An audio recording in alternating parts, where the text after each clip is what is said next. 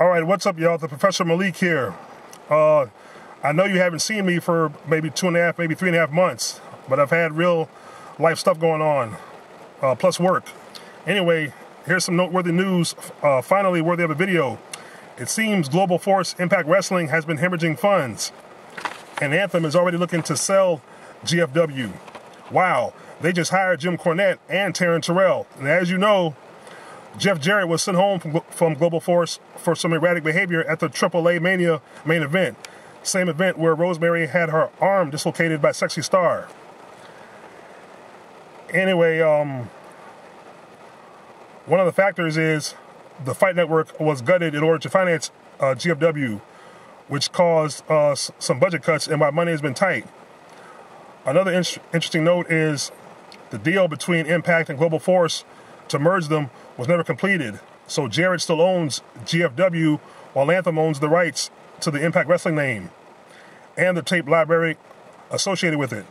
One potential buyer, of course, would be WWE, aka Whack-Ass Wrestling Entertainment. And they would have an interest in the library because some of their top stars, such as Bobby Roode, Eric Young, AJ Styles, Kurt Angle, and others work for them. Of course, Bobby Roode has debuted on the main roster. Eric Young has disappeared from NXT only to resurface maybe 2 or 3 months later, and has not really made any real progress in progressing to come to the main roster, and he may never will. So one of the challenges that WWE has in producing future documentaries is telling the stories of their performers while omitting their TNA run. Bullshit.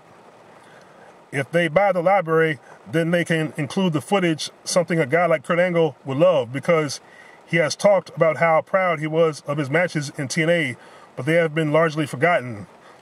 Well, they're probably forgotten by the WWE Universe, which are a bunch of wrestling morons. Those are not fans, because real wrestling fans like me and others in the YWC, of course, have not forgotten TNA's matches with Kurt Angle. They were some of his better matches, and most of those matches were better matches than the matches he had in WWE. That's just my opinion. So, Kurt Angle, I have not forgotten your matches in TNA. I watched every one. Now,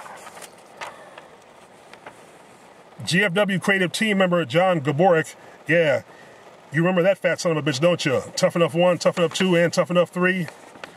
He worked for WWE and is still close friends with Kevin Dunn. He was the person that reached out to good friend Kevin Dunn to open dialogue for sale talks last year before Anthem stepped into the picture. It's always possible that Billy Corgan could step in, but at this point it would be hard for Anthem to turn down an offer from WWE, especially if they are willing to pay more. If that happens, then this could be the end of Global Force Wrestling as an active wrestling company. Also, that would mean that WWE would have ownership of the broken trademarks, which is a good thing for Matt and Jeff Hardy. So for those of you wishing to see Matt and Jeff Hardy's Broken Brilliance, I guess you better hope Anthem and Global Force sell out to WWE. But I'd rather have Matt and Jeff be awoken, the awoken characters as you see them now, than have WWE once again monopolize all of wrestling.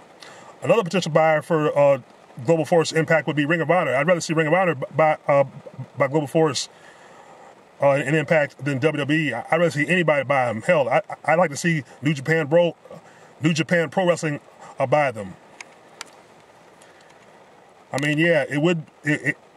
For the WWE Universe, it would be good to see their footage, all their library footage on the network. But then that means you have to pay to see it, and we all know how WWE edits out audio, edits out commentary, waters it down.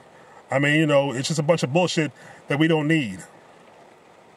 But getting back to the business side of Global Force Impact Wrestling, who's ever hemorrhaging funds, whoever is fucking up, that's who needs to go.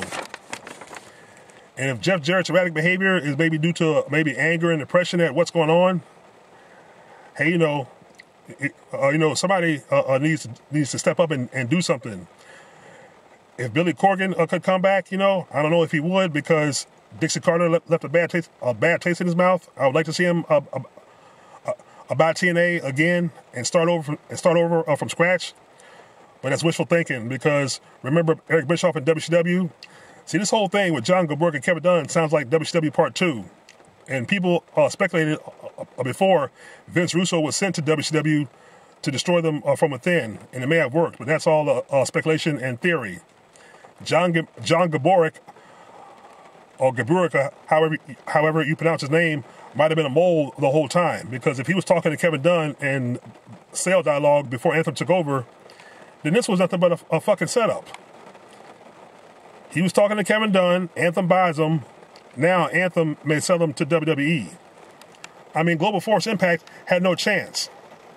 Now Loki, who was with LAX, had just jumped ship. Maybe he knew something or saw something too. And they just hired Jim Cornette.